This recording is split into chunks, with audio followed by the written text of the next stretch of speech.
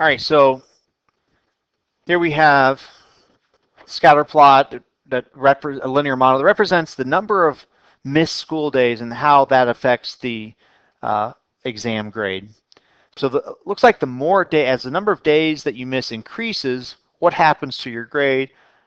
It decreases. Now, it's not going to be like that. It's not going to decrease like that for every single student at the same rate. That's why you don't have a perfect linear, perfect straight line here. You have dots, but there's a correlation, right? As you can see, there's a correlation.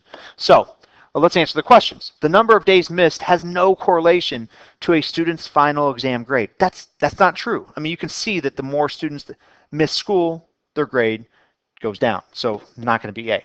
A student with a perfect attendance is expected to score approximately 98% on the final exam. Approximately. That's the key word. So an estimate of 9. So we're more likely to say this is going to be true. Perfect attendance would be 0 days missed. Let's go up here. Where would that be? About 98. I think 98% is pretty close.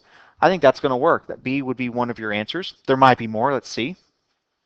A student with perfect attendance is expected to score approximately 38%.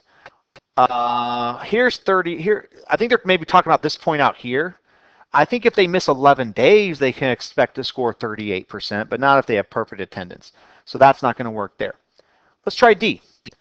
For each day a student is absent, that student's final exam score will decrease by 6 points. So that has to do with the slope. So we might have to find the slope here. So let's pick a point. There's a point we can use right there. That ordered pair is 380. So if we miss 3 days, 80%. Another point would be right there. That would be 850. And let's find the slope. So 80 minus 50 is 30. And then 3 minus 8. 3 minus 8 is negative 5. So that's going to be negative 6. That tells me the slope is negative 6. Remember, as a fraction, it's negative 6 over 1. What is on top here? Well, that's going to be the y, and on bottom is the x.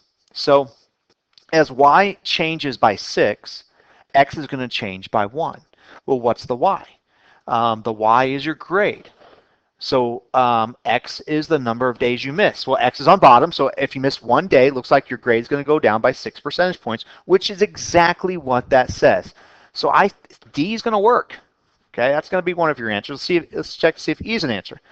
For every 6th day you're absent, your score is going to go down 1 percentage point.